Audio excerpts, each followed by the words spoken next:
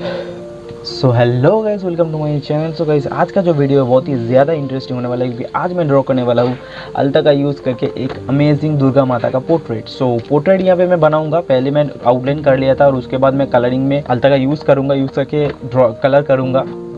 Guys, आप ऐसे करके कुछ क्रिएटिव कर सकते हो। अल्ता का यूज़ करके आप कुछ भी क्रिएटिव कर सकते हो गाइस। बहुत सारे अलग अलग चीज़ों को यूज़ करते हुए आपका क्रिएटिविटी दिखा सकते हो ड्राइंग पे।